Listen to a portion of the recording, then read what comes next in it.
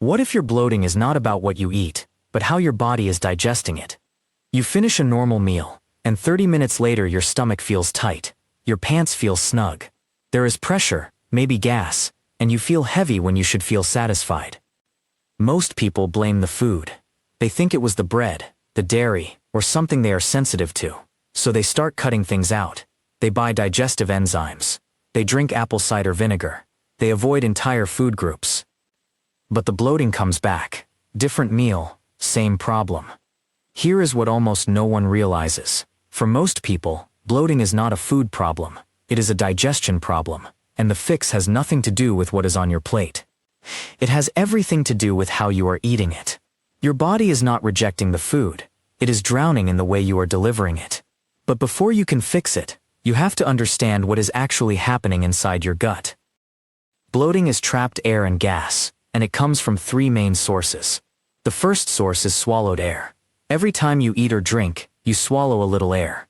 If you eat fast, talk while chewing, or gulp liquids, you swallow a lot more.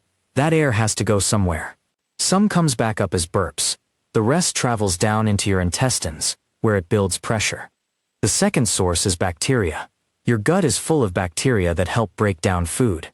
But when food takes too long to digest, those bacteria start fermenting it. Fermentation produces gas. The slower your digestion, the more gas builds up. The third source is food sitting too long in your stomach. Digestion is a top-down process. Food enters your mouth, moves to your stomach, then into your intestines. If your stomach empties slowly, everything backs up. The food sits, ferments, and creates pressure. Your stomach needs three things to work properly. It needs strong acid to break food down. It needs gravity to pull food downward. And it needs your nervous system to be calm, because digestion only happens when your body feels safe. That last part is critical. Your body has two modes: fight or flight mode, which shuts digestion down, and rest and digest mode, which turns it on. If you eat while stressed, distracted, or rushed, your body does not prioritize digestion. It slows stomach acid production. It delays stomach emptying. Food sits longer. Gas builds. Bloating is not random. It is your body telling you that digestion is not keeping pace with the food coming in. Now you know what causes bloating. But here is the mistake almost everyone makes at every meal. You eat too fast. You barely chew, and you move on with your day before your body has even started digesting. Picture the average modern meal. You sit down, maybe at a desk or in your car. You have 10 minutes, maybe 15. You take a bite, chew it a few times, swallow, and take another bite. Your fork never leaves your hand. You might be looking at your phone, reading something, or thinking about the next task. You finish the meal in 8 minutes. You stand up right away. You go back to work, or you lie down, or you start cleaning up. Your stomach never got the signal that a meal was coming. Your saliva barely touched the food. The chunks you swallowed were too large for your stomach acid to break down quickly. You swallowed air with every bite. And now you are moving around, or slouching, or lying flat, so gravity is working against the downward flow of digestion. Your stomach is trying to process a meal it was not ready for, in a body that is not in rest and digest mode. So what happens? The food sits, it ferments, gas builds, pressure builds, and 30 minutes later, you feel it. This is the mistake. You are not eating wrong foods. You are eating in the wrong state and at the wrong speed. And here is the part that confuses people.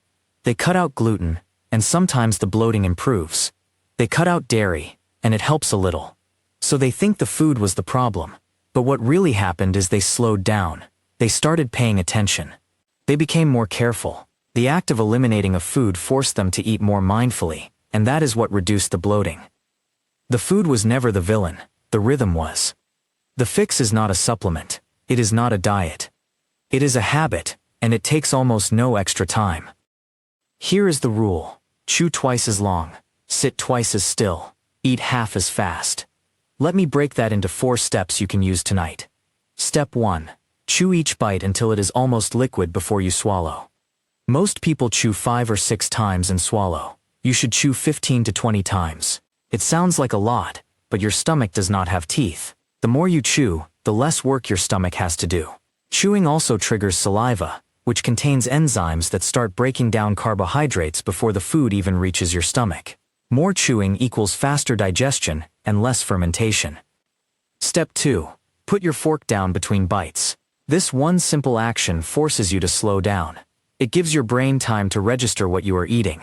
It reduces the amount of air you swallow, and it prevents that non-stop shoveling pattern that overwhelms your stomach. Step 3. Sit upright while you eat, and stay upright for at least 20 minutes after your meal. Digestion relies on gravity. Food needs to move downward from your stomach into your intestines. If you slouch, lie down, or bend over right after eating, you are working against that flow. Sitting or standing upright for 20 minutes after a meal gives your stomach time to empty properly. Step 4.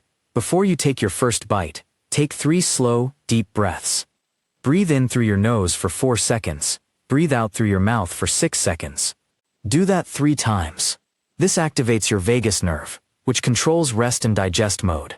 It tells your body that it is safe to prioritize digestion. It also relaxes your diaphragm and reduces tension in your abdomen, which creates more space for your stomach to work. That is the rule. Chew twice as long, sit twice as still, eat half as fast, breathe before you start. No supplements, no eliminations, no special diets. Just a change in how you deliver food to your body. That is the rule, but does it actually work? The science is clear. Let me show you why this works. When you chew more, you produce more saliva. Saliva contains an enzyme called amylase that starts breaking down starches immediately. The more you chew, the more enzyme activity happens before food even reaches your stomach. This reduces the workload on your gut and cuts down on fermentation. When you eat slower, your brain has time to receive the fullness signal. That signal takes about 20 minutes to travel from your stomach to your brain. If you finish a meal in 8 minutes, you are done eating before your brain knows you are full. That leads to overeating, which creates more pressure and more bloating. Eating slower means you stop at the right amount. When you sit upright, gravity pulls food downward through your digestive tract. Studies on gastric emptying show that posture matters. Lying down or slouching after a meal delays stomach emptying by as much as 30%. Staying upright for 20 minutes keeps digestion moving at the right pace. When you take slow breaths before eating, you activate the parasympathetic nervous system. This is the branch of your nervous system that controls digestion.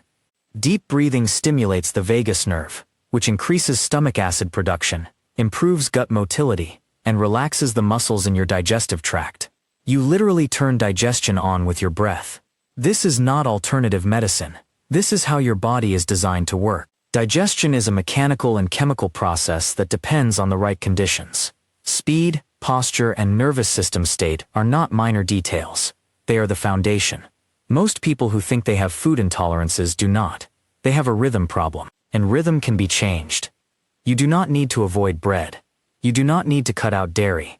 You do not need expensive enzymes or restrictive diets.